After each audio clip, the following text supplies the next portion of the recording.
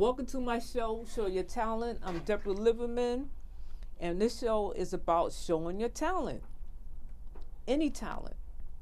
If you could sing, dance, act, tell jokes, stand-up comedy, just contact me. And I have 3 guests here.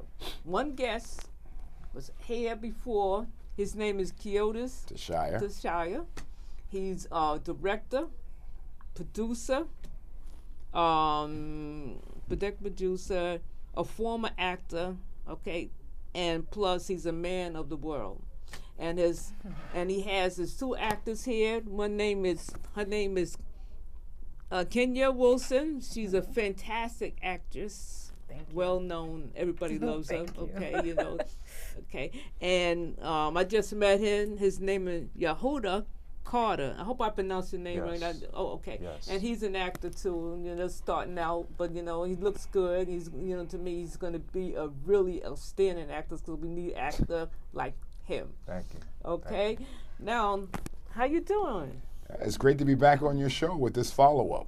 Yes, you know, people loved you when they saw you on the show a couple of times. They said, "Who is that guy?" I said, "Well, he's a friend and he's a fantastic director, producer. He's everything."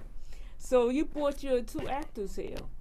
Right. Actually, Kenya has been with the Spellbound Theater Repertory since its inception in 2007, and she was actually one of the originals. Went on for our 5 seasons, and of course, as I mentioned in the first show, we went on a hiatus to do a little bit of reorganizing and a little bit of reconstruction. And starting back in 2016, she's back with us. Yes. So we're really glad to have her back. Thank you. Mr. Yehuda Carter is new to Spellbound. He actually started with our first process course, the course on process acting. And he started in March, which is really why I wanted to have him on the show. I wanted to have more or less a veteran and a new face, so we could sort of look at the contrast there. Oh, I see. And you did say that you have acting classes, and I'm sure you in one of his acting classes. Yes. Well, I've been seeing these guys for a good while. I work in the building where they have their classes, so you know, I've always seen them there. Acting is always something I've, you know, taken an interest to. So you know, I was just waiting for the right opportunity, and it came. Wow. And, you know, I just slid right in. Oh, that's fantastic. So, you know, so you work and all you have to do is just go straight to acting class, so you don't have to be. Yeah, okay. straight there. That's great. So what do you have for me today, Kyotis? Well, I just wanted to follow up with the last discussion we had on the process, and we were talking about the process being a system in which we've organized here at Spellbound to help the actors to exude greater truth and greater authenticity on stage. And so I definitely wanted to have them on so that they could just share what our view is, what their experience has been with the process course. This is really about them. I'm going to sort of sit in the background and give it to them. I'm just going to sort of facilitate this, but, you know. Okay, Kenya. Don't want to do too much talking. Okay. Well, I know that right now what we're working on, and with the classes and workshops every week, one of the things, we haven't even jumped into a script actually yet. We're starting with movement, and having ourselves be connected connected to intention, connected to being aware of how our body, just the body, can communicate. Because I think I know that a lot of times, I love doing monologues. And oftentimes I see, and also can get caught up in the words and not the rest of the body. So one of the things that I appreciate about what we're doing right now is working on connecting the body to intention and emotion so that everything is not just right here. What? Yeah. So that's like communicating body language or something Body, like that? yes, actually, yeah, body language, and and everybody has it. We do it unintentionally, but a lot of times when we get, it's easy to get on stage and just focus on the script, and then you move here and you move here. But what is your body? What is your body part of the character as well, from the head to the feet? Oh, that sounds, wow. You know what I'm going to ask you? What? Give me a sample of Oh.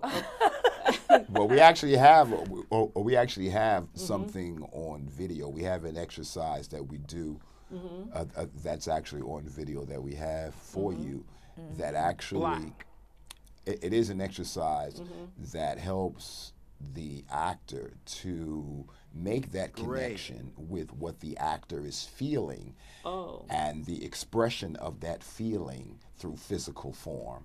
oh.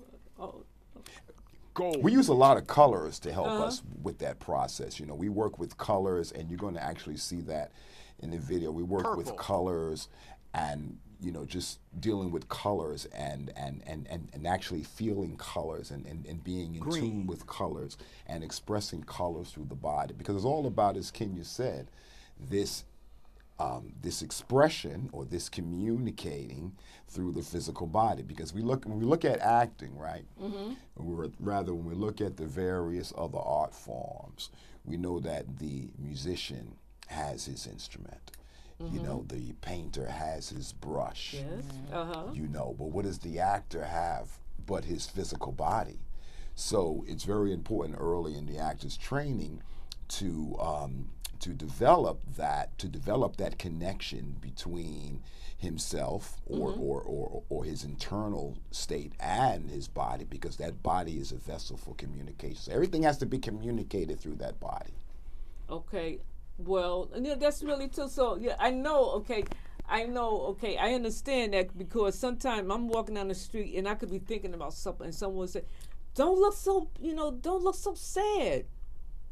And it's not the end of the world, and I could be thinking totally, and I said Something maybe different. my body language is giving them the wrong impression, and and I could be thinking about how I'm going to do this and that, and he said, this is not the end of the world, like that. And so, and I said, let me walk with my head up and keep my eyes straight, because people think otherwise. If I walk with my head down, so people think I'm depressed, something like that. And so when I'm sitting at my desk, I try not to look like I'm in space, like that, and I keep my head up. But it's like the body language, because sometimes people pick up the wrong body language. Yes. Well, interesting you should say the wrong body language, because what we try to do is try to get the actor to convey the right body language. Exactly. In other words, whatever the actor is feeling inside, we want the audience to really get that correctly. So if that actor is expressing disappointment, for an example, or if that actor is expressing rejection, we want them to first be able to convey that through some sort of physical expression. Exactly. And sometimes you could just with the eyes too, right? Yeah. And the eyes. Definitely. With the eyes, the lips, the way you twist your lips, with your eyes. I could see that, because I saw on a bulletin board outside, a big, it's a big board outside there, and this woman, she was looking like she was disappointed or was trying to find out the answer, and I was just looking at that picture. I say, what is, and sometimes people get paid a lot of money just to have an expression, on their face. They get paid a lot of money. That's good, like that. In fact, and what about you, Yahuda? Okay, what do you do? Well, this taking a class for me really has been, for me, has been like self-discovery. In a sense, I'm learning a lot about myself, coming to grips with certain things, coming to grips with, how I feel about certain things, learning about myself, my own identity, and being able to learn about myself to be able to express myself, and learning to let go of certain things like embarrassment, you know, or how, you know, people looking at me, audience seeing me, how do I look in front of, you know, on stage, how do I look in front of people, just, you know, letting go of stuff, like just coming to grips, like, you know, learning about my emotions, and just being able to, because a lot of times, you know, outside of the class and, you know, outside of acting, I'm kind of like a childlike in a sense, where it's like I imagine a lot of things when I'm by myself, and, you know, I have it in my head, you know, different scenarios. You know, it could be scenarios in my everyday life. It could be scenarios that I've seen on TV. It could be scenarios that I've seen on a show, or it could just be a scenario that I've imagined. And, you know, I always imagine myself playing out a whole bunch of different scenarios all the time. Sometimes it could be, you know, just because, you know, I want to see myself in that situation, or it could just be me trying to figure out something in my everyday life that I just need to figure out. But it's like, with this class, it's like I'm kind of like getting to a point where, or see myself getting to a point where it's like I'm doing that in reality, and it's bringing in what's in my head and bringing it out for people to see. But what do you call that part, that type of? Well, that's all part of our preparation process, and you know, everybody experiences Thank you. that preparation in a different way. And I think when I was on the show before, I talked about the various stages of the process: the preparation stage, and the stage of characterization, scenology, and then presenting, which is the final stage. But in that presentation stage, it is all about breaking through those barriers that present or pose certain limitations, like fears, getting through a lot of that, and being able to just be very, very creative with yourself, and to think from a much more creative standpoint. Like, we have this exercise that we do called it's called Wildlife, and it's one of the exercises that we do to really get the actor to create a much more expressive physical form.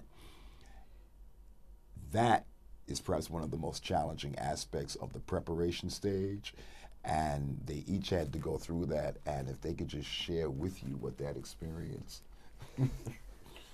was like with, you know, that wildlife experience. Okay, I'm ready. We chose an animal, and I actually had a love-hate relationship with that process, but I actually, now that we've gone through it, I do love it. But there was part of the exercise was to express. No one knew what your animal was, and we got to show physically what the animal is. However, the difference was there is, of course, expressing what the animal is physically, but could you do it in a way that the audience can tell what the conflict the animal is going through? What is the animal's intention? You know, because if you watch the Animal Planets, and it makes me think of when, you know, every animal has their own. The reason that frogs have webbed feet is for the water, and you know, all of our bodies are made for a specific intention. So it's one thing to just be a lizard walking around, but the lizard's body is made that way for a reason, to meet its needs. And what are the needs? Can I physically show the audience what are the needs of this animal? What are the conflicts? How does this animal resolve the conflict? So it was difficult, but at the same time, it really helped me learn that every part of myself I need to use to get whatever goal I need in that moment. Wow. So you had okay.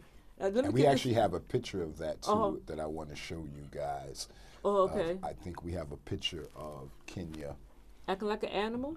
I mean, I don't know. You know. looking and acting like a lizard. Oh, Yeah, the acting like lizard a was my lizard. animal. The lizard, Oh, the lizard was my was the animal. lizard was her animal. Oh, okay. Wait a minute. You was pretending you was acting like a lizard, or you had a lizard for a pet. You know, because I'm getting kind of lost. Yeah, that was her exercise. That she was had my she had to exercise, become to that be the lizard. Oh, you had to beat it. And- Be the lizard. And then she brought out not Uh-huh. just becoming the lizard, that was just one thing, but she also had to convey that lizard's intent. Wow.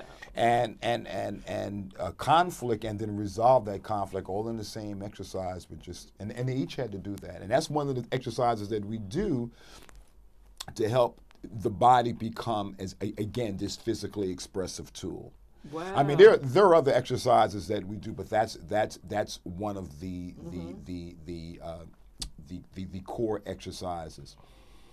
In addition to that, but we do a lot of in the preparation stage. We do a lot of development in terms of the imagination.